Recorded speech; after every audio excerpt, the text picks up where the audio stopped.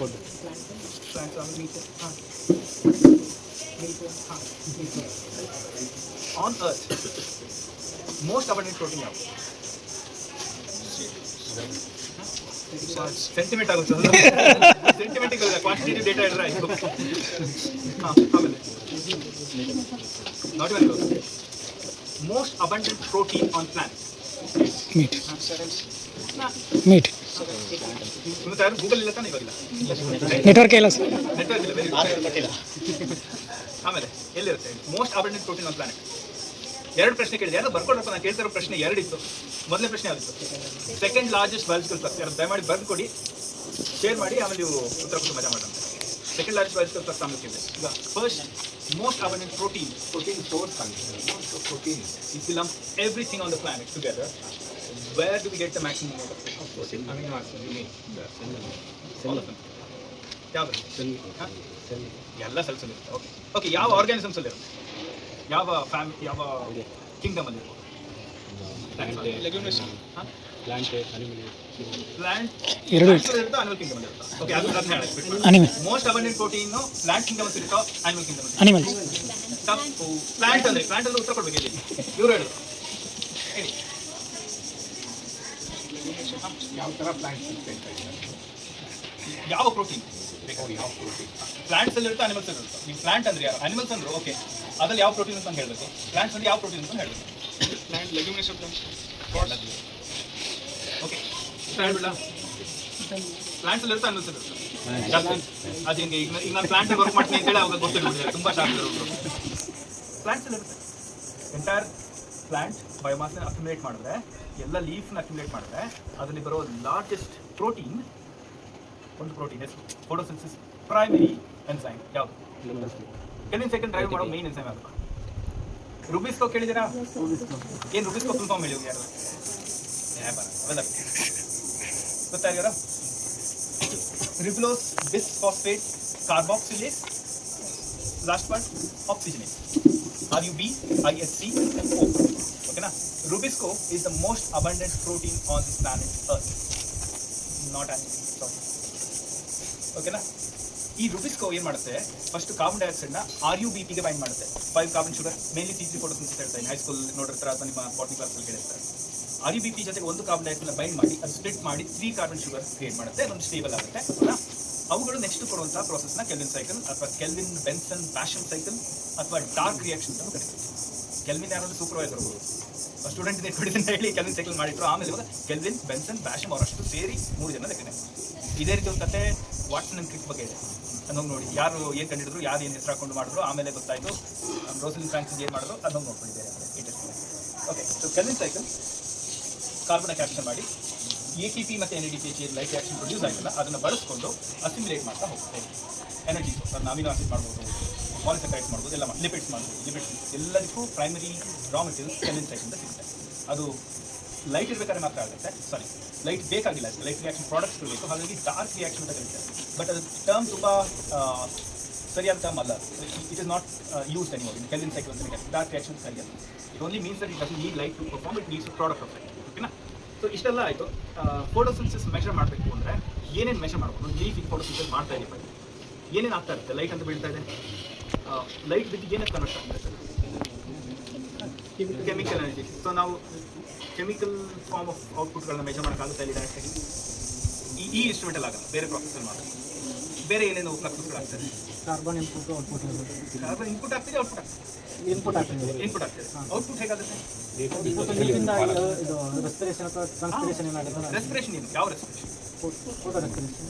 ನಮ್ಮ mitochondrial respiration. Energy create ಮಾಡಿದ್ವಾ? ಇವೆಲ್ಲ ಎನರ್ಜಿ ಕ್ರಿಯೇಟ್ ಮಾಡಿದ ಬರ್ನ್ ಮಾಡೋದಕ್ಕೆ ನಿಮ್ಗೆ ಬೇಕಾಗಿರುವಂಥದ್ದು Krebs cycle, mitochondria, right? So ಅಲ್ಲಿಂದ CO2 ರಿಲೀಸ್ ಏನಾಗ್ತಾ ಇರುತ್ತೆ, ಅದನ್ನ ನೀವು ರೆಸ್ಪಿರೇಷನ್ ಅಂತೀವಿ ಅಥವಾ ಡಾರ್ಕ್ ರೆಸ್ಪಿರೇಷನ್ ಅಂತೀವಿ ಅಥವಾ ಮೈಟೋಕಾಂಡ್ರಿಯಲ್ ರೆಸ್ಪಿರೇಷನ್. ಕಾರ್ಬನ್ ಡೈಆಕ್ಸೈಡ್ ಸ್ವಲ್ಪ ರಿಲೀಸ್ ಆಗ್ತಾ ಇರುತ್ತೆ based on how much energy is getting burn, but majority of them carbon dioxide is getting capture, absorb ಆಗ್ತಾ ಇದೆ. ಸೊ ಈ ಇನ್ಸ್ಟ್ರೂಮೆಂಟಲ್ಲಿ ಕಾರ್ಬನ್ ಡೈಆಕ್ಸೈಡ್ ಅಬ್ಸಾರ್ಪ್ಷನ್ನ ಮೆಷರ್ ಮಾಡೋದು. ಓಕೆನಾ? ನೆಕ್ಸ್ಟ್ ಎರಡನೇ ಪ್ರಾಸೆಸ್ ಏನಾಗುತ್ತೆ? ಅವರು ಬಾಲವರು ಹೇಳಿದ್ರು, ಅವರು ಟರ್ಮ್ ಅವ್ರು ಹೇಳಿದ್ರು ಗಾಟಲ್ಲಿ ನೆನಪಿದೆಯಾ? ವಾಟರ್ ಎಕ್ಸ್ಚೇಂಜ್ ಒಂದು ಟರ್ಮ್ ಹೇಳಿದ್ರು, ಟ್ರಾನ್ಸ್ಪಿರೇಷನ್. ಏನು ಟ್ರಾನ್ಸ್ಪಿರೇಷನ್ ಅಂದರೆ ಲಾಸ್ ಆಫ್ ವಾಟರ್.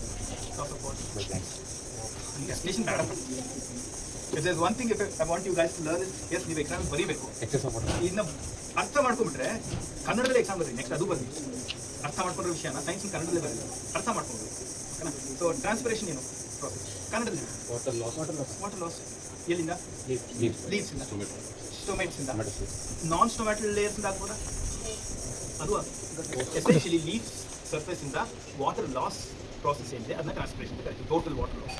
ಆ್ಯಂಡ್ ಈ ವಾಟರ್ ಹೊರಗೆ ಹೋಗೋ ಜೊತೆಗೆ ಆ ಟೈಮ್ಗೆ ಒಳಗೆ ತಗೊಳುತ್ತೆ ಸ್ಟೊಮೇಟ್, ಹೌದಾ? ಈ ಎರಡು ಪ್ರಾಸೆಸ್ ಅನಿವಾರ್ಯ. ಆ್ಯಂಡ್ ಅವುಗಳು ರೂಟ್ಸಿನ ವಾಟರ್ ತಗೊಳುತ್ತೆ, ತಗೊಂಡು ಲೀವ್ಸ್ ಕಡೆಯಿಂದ ರಿಲೀಸ್ ಮಾಡ್ತಾ ಹೋಗ್ತಾ ಇದೆ. ಅದೇ ಪ್ರಾಸೆಸ್ಸಲ್ಲಿ ಕಾರ್ಬನ್ ಡೈಆಕ್ಸೈಡ್ ಲೀವ್ಸ್ ಒಳಗೆ ಎಂಟರ್ ಆಗ್ತಾ ಇದೆ. ಲೀವ್ಸ್ ಅಂದರೆ ಇಂಟರ್ಸೆಲ್ಯುಲರ್ ಸ್ಪೇಸಸ್ಸು, ಅದರಿಂದ ಕ್ಲೋರೋಪ್ಲಾಸ್ಟ್ ಟು ಕ್ಲೋರೋಪ್ಲಾಸ್ಟ್ ಹೋಗಿಂದ ಆ ಸೈಟ್ ಆಫ್ ಡಾರ್ಕ್ ರಿಯಾಕ್ಷನ್ ರೂಬಿಸ್ಕೋ ಎಲ್ಲಿದೆ ಅಲ್ಲಿ ತನಕ ಹೋಗುತ್ತೆ, ಹೌದಾ? ಅಲ್ಲಿ ಕ್ಯಾಪ್ಚರ್ ಆಗಿ ಏನೇನು ಪ್ರಾಸೆಸ್ ಆಗ್ತಾ ಆಗುತ್ತೆ, ಕೆಮಿಕಲ್ ಸೈಕಲ್ ಮತ್ತು ಉಳಿದ ಔಷಧಿ process. Carbon dioxide capture measure ಮಾಡ್ಬೋದಾ ಇದರಲ್ಲಿ? ಓಕೆ, ಕಾರ್ಬನ್ ಡೈಆಕ್ಸೈಡ್ ಇವಾಗ ಅಷ್ಟೇ ಹೇಳಿದ್ವಿ, ಅದೊಂದು ಗ್ರೀನ್ ಹೌಸ್ ಗ್ಯಾಸ್ ಅಂತ ಹೇಳಿ, ಹೌದಾ? ಗ್ರೀನ್ ಹೌಸ್ ಗ್ಯಾಸ್ಗಳು ಏನೇನು ಅಬ್ಸರ್ವ್ ಮಾಡ್ಕೊಳ್ತಾರೆ? ಇನ್ಫ್ರಾರೆಡ್ ಟರ್ಮಲ್ಲೇ ಇದೆ, ಸನ್ಲೈಟ್ ಅಂತ ಹೇಳೋಕ್ಕಾಗಲ್ಲ, ಒಂದು ಪರ್ಟಿಕ್ಯುಲರ್ ವೇವ್ ಬ್ಯಾಂಡ್ ಅಲ್ಲಿ ಅಬ್ಸರ್ವ್ ಮಾಡ್ಕೊಳ್ತಾರೆ. ಇನ್ಫ್ರಾರೆಡ್ ಅಂದರೆ ರೆಡ್ಗಿಂತ ಮೇಲೆ. ಆ infrared part of the spectrum ಏನಂದರೆ ವೈಬ್ರೇಷನ್ ಎನರ್ಜಿ. ಹಿಂಗೆ ಲಿಟ್ರಲಿ ಬೇರೆ ಒಂದು ಎಕ್ಸಾಂಪಲ್, ತುಂಬ ಕ್ರೂಡ್ ಎಕ್ಸಾಂಪಲ್, ಕೈನ ರಬ್ ಮಾಡಿದಾಗ ವೈಬ್ರೇಷನ್ ಎನರ್ಜಿ ಇನ್ಕ್ರೀಸ್ ಆಗಿ ಹೀಟ್ ಎಕ್ಸ್ಪೀರಿಯನ್ಸ್ ಆಗುತ್ತೆ. ಸೊ ಮಾಲಿಕ್ಯೂಲ್ಸ್ಗಳಲ್ಲೂ ವೈಬ್ರೇಷನ್ ಎನರ್ಜಿ ಇನ್ಕ್ರೀಸ್ ಆಯಿತು ಅಂದರೆ ಅದನ್ನು ಹೀಟ್ ಎನರ್ಜಿ ಅಂತೀವಿ. ಅವುಗಳು ಇನ್ಫ್ರಾರೆಡ್ ಪಾರ್ಟ್ ಆಫ್ ಸ್ಪೆಕ್ಟ್ರಮ್ ಅಲ್ಲಿ ನೀವು ಮೆಷರ್ ಮಾಡ್ತೀವಿ. Carbon dioxide is A green house gas which absorbs and it starts dancing. So heat create ಆಗಿರುತ್ತೆ, ಹೌದಾ? ಸೊ ಆ ಹೀಟ್ ಎನರ್ಜಿ ಬಳಸ್ಕೊಂಡು ನಾವೇನಾದ್ರು ಮೆಷರ್ ಮಾಡೋಕ್ಕೆ ಸಾಧ್ಯನಾ ಕಾರ್ಬನ್ ಡೈಆಕ್ಸೈಡ್? ಹಾಗಾಗಿನೇ ಈ ಇನ್ಸ್ಟ್ರೂಮೆಂಟ್ಗೆ ಏನಂತ ಹೇಳ್ತೀವಿ ಅಂತ ಯಾರೋ ಹೇಳಿದ್ರು ಬಾಬು. ಏನಂತೀವಿ? ಇರ್ಗ ಅರ್ಗ ಏನಾರು ಅನ್ಕೋಣ, ನಮ್ಮ ದೇಶದ ಪದ ಅಲ್ಲ, ಏನಾರು ಅನ್ಕೊಳ್ಳಿ. Infrared gas analyse. ಯಾವ ಇನ್ಫ್ರಾರೆಡ್ ಗ್ಯಾಸ್ನ ನಾವು ಇಲ್ಲಿ ಅನಲೈಸ್ ಮಾಡ್ತೇವೆ? ಸ್ಪ್ಲಿಟ್ ಮಾಡಿ 3 part: infrared analyser, gas analyser, ಓಕೆನಾ? ಈ ಇನ್ಸ್ಟ್ರೂಮೆಂಟ್ ಒಳಗೆ ಆ ಭಾಗದಲ್ಲಿ ಆ ಹೆಡ್ ಏನಿಲ್ಲ, ಇಲ್ಲಿ ಕನ್ಸೋಲ್ ಅಂತೀವಿ, ಅದನ್ನು ಹೆಡ್ ಅಂತ ಕರಿಬೋದು. ಲೀಫ್ ಚೇಂಬರ್ ಮುಂದೆ ಕಾಣಿಸ್ತಾರೆ, ಓಕೆ?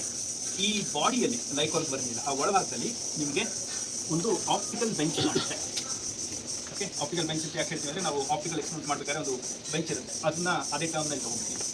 ಇಲ್ಲಿ ಒಂದು ಇನ್ಫ್ರಾರೆಡ್ LED ಇರುತ್ತೆ, ಸೋರ್ಸ್, ಓಕೆನಾ? ಇಲ್ಲಿ ಒಂದು ಫೋಟೋ ಡಯೋಡ್ ಇರುತ್ತೆ, ಅಂದರೆ ವಿಚ್ ಮೆಷರ್ಸ್ ಇನ್ಫ್ರಾರೆಡ್ ಲೈಟ್, ಓಕೆನಾ? ಇಲ್ಲಿ ನಾವು ಒಂದು ಪರ್ಟಿಕ್ಯುಲರ್ ಅಮೌಂಟ್ ಆಫ್ ಇನ್ಫ್ರಾರೆಡ್ ಲೈಟನ್ನು ಬಿಡ್ತೀವಿ. ಇಲ್ಲಿ ಇದನ್ನು ಮೆಷರ್ ಮಾಡ್ತೀವಿ. ಲೆಟ್ ಅಸ್ ಸೇ ಇವೆರಡರ ಮಧ್ಯದಲ್ಲಿ ಯಾವುದೇ ಅಬ್ಸಾರ್ಪ್ಷನ್ ಆಗಲಿಲ್ಲ ಅಂದರೆ, if there is vacuum here, ಇಲ್ಲಿ ನಾವು ಎಷ್ಟು ಎಮಿಟ್ ಮಾಡ್ತೀವೋ ಇಲ್ಲಿ ನಾವು ಅಷ್ಟು ಡಿಟೆಕ್ಟ್ ಮಾಡ್ತೀವಿ, ಸರಿನಾ? ಇದರಲ್ಲಿ ನಾನು ಸ್ವಲ್ಪ ಇನ್ಫ್ರಾರೆಡ್ ಲೈಟನ್ನು, ಇನ್ಫ್ರಾರೆಡ್ ಎನರ್ಜಿನ ಅಬ್ಸರ್ವ್ ಮಾಡ್ಕೊಳ್ಳೋ ಮಾಲಿಕ್ಯೂಲ್ಸ್ನ ಹಾಕಿದ್ರೆ, ಇಲ್ಲಿ ಲೆಟ್ ಅಸ್ ಸೇ 1000 ಮಾಲಿಕ್ಯೂಲ್ಸ್ ಹಾಕಿದೆ ಅಂದರೆ ಇಲ್ಲಿ 80 ಮಾತ್ರ ಈಕ್ವಾಲೆಂಟ್ ಬರ್ತಾ ಇದೆ ಅಂದರೆ ಆ ಉಳಿದ 20 ಇಲ್ಲಿರುವ ಗ್ಯಾಸ್ ಅಬ್ಸರ್ವ್ ಮಾಡ್ಕೊಂಡಿದೆ, ಅರ್ಥ ಆಯ್ತದ? ಸೊ ಇದು ಎಷ್ಟು ಹೆಚ್ಚು ಗ್ಯಾಸ್ ಹಾಕ್ತೀವೋ ಇಲ್ಲಿ ಅಷ್ಟೇ ಸಿಗ್ನಲ್ ಕಡಿಮೆ ಆಗುತ್ತೆ, ಹೌದಾ? ಈ ಪ್ರಿನ್ಸಿಪಲ್ನ ನಾವು ಇನ್ಫ್ರಾರೆಡ್ ಗ್ಯಾಸ್ ಅನಲೈಸರ್ ಅಂತ ಹೇಳ್ತೀವಿ. ಇನ್ನೊಂದು ಆಪ್ಟಿಕಲ್ ಬೆಂಚ್. ಇದರಲ್ಲಿ ಇನ್ನೊಂದಿದೆ, ಇನ್ಫ್ರಾರೆಡ್ ಲೈಟನ್ನು ಕಂಪ್ಲೀಟಾಗಿ ರಿಫ್ಲೆಕ್ಟ್ ಮಾಡುವಂಥ ಮೆಟಲ್ ಯಾವುದು?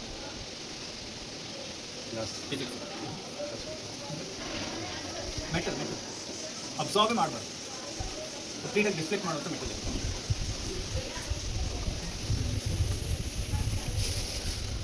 ಏನಿಗೆ ಏನಾದ್ರು ಹೇಳಪ್ಪ, 2-3 ಹೇಳಪ್ಪ. ಮೆಟಲ್ ಹತ್ರ ಬಂದಿದೆ. ಗೋಲ್ಡ್ ಯಾರಂತ? Gold first. ಹೌದು, ಗೋಲ್ಡ್ ಕಂಪ್ಲೀಟಾಗಿ ರಿಫ್ಲೆಕ್ಟ್ ಮಾಡುತ್ತೆ. Any infrared sensor will have gold lining inside because it will not absorb, reflect ಮಾಡುತ್ತೆ. ಇನ್ಫ್ರಾರೆಡ್ ಮಿರರ್ ಆಗಿ ಬಳಸ್ತಾರೆ, ಓಕೆನಾ? ಸೊ ಅದಕ್ಕೆ ಎಲ್ಲಿದೆ ಗೋಲ್ಡ್ ಕೇಳ್ಬಿಡಿ ನನಗೆ. And it will be in a minuscule level, you can't even see it. But ಇದು ಒಂದು ಇನ್ಫ್ರಾರೆಡ್ ಗ್ಯಾಸ್ ಅನಲೈಸರ್ ಯಾಕಂದರೆ ಇದರಲ್ಲಿ 2 ಇದೆ. ಯಾಕೆಂದರೆ ಒಂದನ್ನು ನಾವು ರೆಫರೆನ್ಸ್ ಆಗಿ ಬಳಸ್ಕೊಳ್ತೀವಿ, ಎರಡನೇದನ್ನ ನಾವು ಲೀಫ್ ಇಡ್ತೀವಿ. ಸೊ ಹಾಗಾಗಿ ಇದನ್ನ ಡ್ಯುವಲ್ ಚಾನಲ್ ಅರ್ಗ ಅಂತ ಕರಿತೀವಿ. ರಾಘವೇಂದ್ರ ತೋರಿಸಿರಲ್ಲ, ಪಾಪ ಹಿಂಗೆ ಬರ್ತಾ ಕುತೂಹಲ. ರಾಘವೇಂದ್ರ ತೋರಿಸಿದ EGM ಅಲ್ಲಿ ಒಂದು ಅರ್ಗ ಇದೆ, ಕರೆಕ್ಟ್ ರಾಘವೇಂದ್ರ ಅವರು? ರಾಘವೇಂದ್ರ ಅವರು, ನಿಮ್ಮ EGM ಅಲ್ಲಿ ಎಷ್ಟು ಅರ್ಗ ಇದೆ? ಒಂದಿದೆ, 2 ಇದೆ? ಒಂದಿದೆ, ಸಿಂಗಲ್ ಚಾನಲ್ ಅರ್ಗ. ನೀನು ಬಾರ ಇಲ್ಲಿ. ನಮ್ಮ ಫೋಟೋಸಿಂಥಸಿಸ್ ಅನಲೈಸರಲ್ಲಿ 2 ಅರ್ಗ ಇದೆ. ಏನಕ್ಕೆ ಅಂದರೆ ನಡೆಸೇ ನಾವು ಬಂದಿರುವಂಥ ಫ್ಲೋನ ಈ ರೆಫರೆನ್ಸ್ ಚಾನಲ್ಗೆ ಬಿಡ್ತೀವಿ. ಇದಾದ ಮೇಲೆ ಇನ್ನೊಂದು ಚಾನಲಲ್ಲಿ ನಡೆಸೇ ಇನ್ನೊಂದು ಲೀಫ್ ಇಡ್ತೀವಿ ಅನ್ಕೋಣ. ಇನ್ನು ಲೀಫ್ ಚೇಂಬರ್ ಅಂದ್ಕೊಳ್ಳಿ, ಬರ್ತಾ ಇರೋದು. ಇಲ್ಲಿ ಇನ್ನೊಂದು ಮೆಷರ್ ಮಾಡ್ತೀವಿ, ಓಕೆನಾ? ಲೀಫ್ ಫಿಸಿಕಲಿ ಇರೋದಿಲ್ಲ, ಬಟ್ ಫ್ಲೋ ಮಾತ್ರ ಗೈಡ್ ಮಾಡಿ ಬರುತ್ತೆ. ಸೊ ಇಲ್ಲಿ ನಾನು 400 ppm 420 ppm ಕಾರ್ಬನ್ ಡೈಆಕ್ಸೈಡ್ನ ಇಲ್ಲಿ ಸೆಂಡ್ ಮಾಡ್ತಾ ಇದ್ದೀನಿ ಅಂದರೆ ಲೀಫ್ ಜೊತೆಗೆ ಪಾಸ್ ಆಗಿ ಬಂದಮೇಲೆ ಇಲ್ಲಿ 420ಗಿಂತ ಜಾಸ್ತಿ ಇರುತ್ತೋ ಕಡಿಮೆ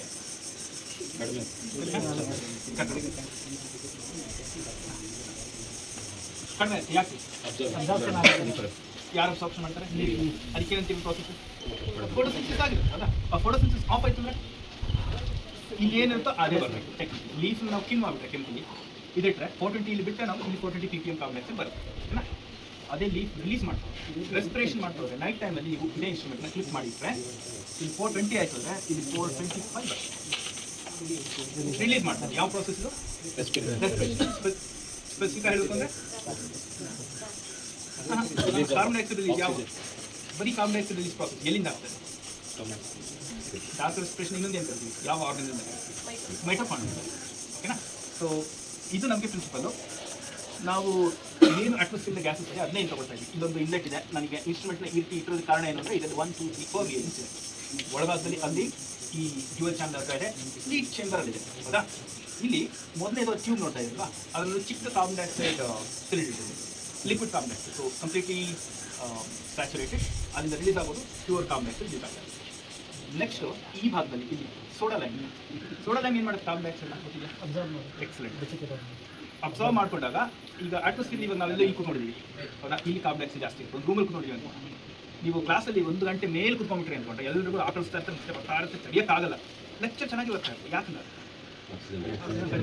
ಆಕ್ಸಿಜನ್ ಕಡಿಮೆ ಆಗಿರುತ್ತೆ ಅಲ್ಲ ಗೊತ್ತಿಲ್ಲ ಕಾರ್ಬನ್ ಡೈಆಕ್ಸೈಡ್ ನಿಮಗೆ ಆ ಮಂಪನ್ನು ಬರ್ತದೆ ಇಟ್ ಇಸ್ ಕಾರ್ಬನ್ ಡೈಆಕ್ಸೈಡ್ ಇವನ್ ಸ್ವಲ್ಪ ಮಟ್ಟದ ಕಾರ್ಬನ್ ಡೈಆಕ್ಸೈಡ್ ನೀವು ಇನ್ಕ್ರೀಸ್ ಆಯಿತು ಅಂದರೆ ನಮ್ಮ ಬಾಡಿ ಓಕೆನಾ ಅದಕ್ಕೆ ಫ್ರೆಶ್ ಏರ್ ಬರೋದು ಕಿಟಕಿಯಲ್ಲಿ ತೆಗೆದು ಕೂತ್ಕೊಳ್ಳಿಲ್ಲ ಆಯ್ತಾ ಇವಾಗ ಅದಕ್ಕೆ ನಾವು ಓಪನ್ ಏರ್ ಮಾಡಿರೋದು ಯಾರಿಗೂ ನಿದ್ದೆ ಮಾಡ್ಬೋದು ಅಂತ ರೈಟ್ ಸೊ ಇದರೊಳಗೆ ನಾವು ಬಿಡುವಂತಹ ಏರ್ನ ಕಂಪ್ಲೀಟಾಗಿ ಕಾರ್ಬನ್ ಡೈಆಕ್ಸೈಡ್ ತೆಗೆದುಬಿಡ್ತೀವಿ ನಾವು ಸ್ಕ್ರಬ್ ಮಾಡೋಕ್ಕೆ ಯಾಕೆ ನಾವು ಎಷ್ಟು ಕಾರ್ಬನ್ ಡೈಆಕ್ಸೈಡ್ ಬೇಕು ಅನ್ನೋದನ್ನ ಆ ಸಿಲಿಂಡರಿಂದ ಸೆಟ್ ಮಾಡಿ ಕಳಿಸ್ತೀವಿ ಕ್ಲಿಯರ್ ಇದೆಯಾ ಸೊ ನಾವು ಮೆಜರ್ ಮಾಡ್ತಿರೋ ಕಾಂಪೊನೆಂಟ್ ಏನು ಕಾರ್ಬನ್ ಡೈಆಕ್ಸೈಡ್ ಸೊ ಅದೇ ಇವಾಗ ಫ್ಲಕ್ಚುಯೇಟ್ ಆಗ್ತಾ ಹೋದ್ರೆ ರೂಮಲ್ಲಿ ಮುಂಚೆ ಹಂಗಿತ್ತು ಆ್ಯಕ್ಚುಲಿ ಹಳೇದೊಂದು 30 year ಓಲ್ಡ್ ಅರ್ಗ ತೊಗೊಂಡ್ರೆ ಆ ಕಾರ್ಬನ್ ಡೈಆಕ್ಸೈಡ್ ಸಿಲಿಂಡರ್ ಬಳಸ್ತಾ ಇದ್ದೀವಿ ನಾವು ಹೊರಗಿಂದ ತೊಗೊಂಡು ಗ್ಯಾಸ್ನ ಕನೆಕ್ಟ್ ಮಾಡಿಕೊಂಡು ಅಲ್ಲಿ ಫ್ಲಕ್ಚುಯೇಷನ್ ಸ್ಟೇಬಲ್ ಆಗುತ್ತಂತ ಗಂಟೆ ಬೇಕಿಲ್ಲ ಕಾರ್ಬನ್ ಡೈಆಕ್ಸೈಡ್ ತೆಗೆದುಬಿಡೋದು ಎಷ್ಟು ಬೇಕೋ ನಿರ್ದಿಷ್ಟವಾಗಿ ಒಂದು ಮಾಸ್ ಫ್ಲೋ ಕಂಟ್ರೋಲ್ ಮೂಲಕ ಅಲ್ಲಿ ಹಾಕ್ತಾ ಹೋಗ್ತೀವಿ ಸೊ 420 ppm ಕಾರ್ಬನ್ ಡೈಆಕ್ಸೈಡ್ ಅಂದರೆ 420 ppm ಸೆಟ್ ಮಾಡೋದು ಓಕೆನಾ ಆಮೇಲೆ ಇಂಟರ್ಫೇಸ್ ನೋಡೋಣ ಗೊತ್ತಾಗುತ್ತೆ ಈಗ ಮಧ್ಯದಲ್ಲಿ ಇನ್ನೆರಡು ಇದೆ ಇದು ಯಾವ ಥರ ಕಾಣಿಸ್ತಿದೆ ನೋಡಿ ಕೆಂಪು ಇರೋದು ನೋಡಿದಿರಲ್ಲ ಯಾವ ಬಿಟ್ ನೋಡಿದಿರಲ್ಲ ಏನು ಮಾಡ್ತಾರೆ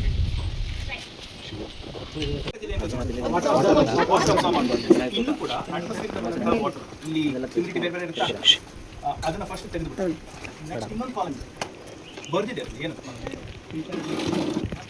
ವಾಟರ್ ನೀರು ಜಲ ಓಕೆನಾ ಸೊ ನೀರನ್ನ ಆ್ಯಡ್ ಮಾಡ್ತೀವಿ ಎಷ್ಟು ಹ್ಯೂಮಿಡಿಟಿ ಬೇಕು ಅದನ್ನು ಕೂಡ ಸ್ಪೆಸಿಫೈ ಮಾಡಿ ಆ್ಯಡ್ ಯಾಕಂದರೆ ತುಂಬ ಡ್ರೈ ಇತ್ತು leaf to air moisture levels ಅಂದರೆ ಲೀಫ್ ಸ್ಟೊಮೇಟ್ಸ್ ಕ್ಲೋಸ್ ಆಗುತ್ತೆ ಫೋಟೋಸಿಂಥಸಿಸ್ ಮಾಡಲ್ಲ ತುಂಬ ಸ್ಯಾಚುರೇಟಿಗೆ ಇತ್ತು ಅಂದ್ರೂ ಮಾಡೋದಿಲ್ಲ ಹೌದಾ ಯಾಕಂದ್ರೆ ಅದು ಟ್ರಾನ್ಸ್ಪಿರೇಷನ್ ಆಗ್ತಾ ಹೋಗ್ಬೇಕಾಗುತ್ತೆ ಸೊ ಈಗ ಹ್ಯೂಮಿಡಿಟಿ ಎಷ್ಟಿದೆಯೋ ಈಗ ಯಾವ ಟೆಂಪ್ರೇಚರ್ ಇದೆಯೋ ಅದನ್ನು ಸೆಟ್ ಮಾಡಿದ್ರೆ ಅದೇ ಲೆವೆಲ್ ಇಲ್ಲಿ ಬರುತ್ತೆ ಓಕೆನಾ so finally infrared gas analyser ಇದನ್ನು ಪೋರ್ಟಬಲ್ ಫೋಟೋಸಿಂಥಸಿಸ್ ಅನಲೈಸರ್ ಅಂತಾನೂ ಕರೀತಾರೆ ಓಕೆನಾ if you look at the pictures of Susan von Caemmerer Farquhar Joe Berry so ಇವರೆಲ್ಲ literally gods of photosynthesis FECV model of photosynthesis ಅಂತ ಕರೀತಾರೆ ನೀವು ಓದಿದಾಗ they did the first measurement of photosynthesis in a desert and their instrument was probably as big as this analogue ಅವಾಗ ನನಗೆ ಏನೇನು ಹೇಳಿದೆ ಸಿಲಿಕಾಜಲ್ಲಿ ಹಾಕ್ಕೊಂಡು ಫ್ಲೋ ಸ್ಟೆಬಿಲೈಸ್ ಮಾಡಬೇಕು ಫ್ಲೋ ಕಂಟ್ರೋಲರ್ ಇದೊಳಗಿದೆ ಬ್ಯಾಟ್ರಿ ಇನ್ನೊಂದು ಸ್ಟೆಬಿಲೈಸ್ ಮಾಡಬೇಕು ಅದರ ಎಲೆಕ್ಟ್ರಾನಿಕ್ ಸ್ಟೆಬಿಲೈಸ್ ಮಾಡಬೇಕು carbon dioxide mass flow control stabilise ಎಲ್ಲ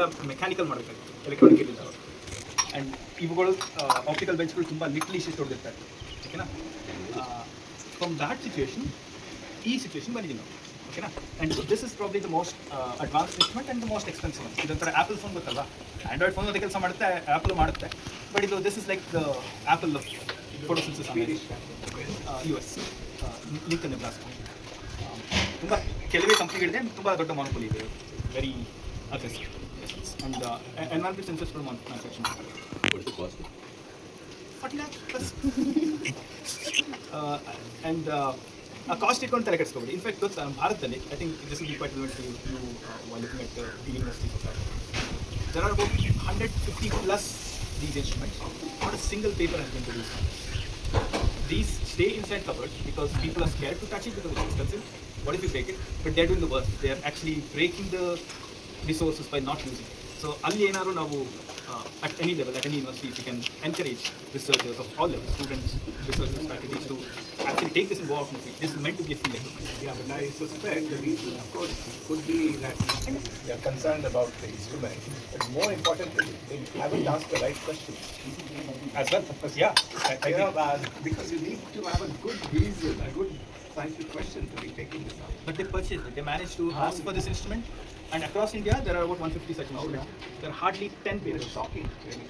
So UK ಅಲ್ಲಿ ನಾವೇನು ಮಾಡ್ತೀವಿ ಅಂದರೆ there are centralized resources. For example, spectrometer You can ಅಥವಾ borrow it. chemical. So any student, any university can borrow it, and they will maintain it. The government will maintain it. So at some level, either universities or the government should set up facilities Absolutely, I think that's in our very country. true. So yeah, I Not just took only this for opportunity. Rakesh, there's a lot of such stuff that, just lies in some mortuary. Okay, exactly. Okay. It's very painful to see things which can create data and advanced science stays in a closed door. So anyway, that was a political direction, but now let's come back to science. ಈಗ ಇಷ್ಟು ಅರ್ಥ ಆಗಿದೆಯಲ್ವಾ? ಆ leaf chamber, so that is main optical bench ಎಲ್ಲ ಇರುವಂಥದ್ದು, ಓಕೆನಾ, head ಅಂತ ಕರೀತಾರೆ ಇನ್ಸ್ಟ್ರೂಮೆಂಟು. ಆ ಲೀಫ್ ಚೇಂಬರ್ ಇದೆಯಲ್ಲ, ಲೀಫ್ ಚೇಂಬರ್ ಒಳಗೆ ನಾವು ಲೀಫ್ ಇಡ್ತೀವಿ. We will do everything. You can come close, you can see that. ಇದರಲ್ಲಿ ನಾವು ಫಸ್ಟು ಈ ರಿಯೇಜೆನ್ಸ್ಗಳನ್ನು ಹಾಕ್ಕೊಳ್ತೀವಿ. ಬ್ಯಾಟ್ರಿ ಇದೆ ನೋಡಿ, ಇದು ಬ್ಯಾಟ್ರಿ ಮುಂಚೆ ಎಲ್ಲ ಇಷ್ಟಿಷ್ಟು ದೊಡ್ಡ ಬ್ಯಾಟ್ರಿ ಕ್ಯಾರಿ ಮಾಡ್ತಾ ಇದ್ವಿ, ಎರಡೆರಡು ಬ್ಯಾಟ್ರಿ ಇದೆಲ್ಲ ಕ್ಯಾರಿ ಮಾಡ್ಕೊಂಡು ಹೋಗಬೇಕು. ಇದು lithium polymer battery, hot ಸ್ವಾಪಬಲ್. Like ಒಂದು ಬ್ಯಾಟ್ರಿ ಇದ್ರೂ ಕೆಲಸ ಮಾಡ್ತಾ ಇದೆ, ಆಫ್ ಆಗಿದೆ. So technology has advance and people have put it into the right place. We now need to use and measure it and ask questions. Okay, na? So, ಹತ್ರ ಬರ್ತೀರಾ? ಬನ್ನಿ. ಬಾಲೂರು ಯಾವ ಮರ ಇದು? ಯಾವಾಗಿಲ್ಲ? ಇದು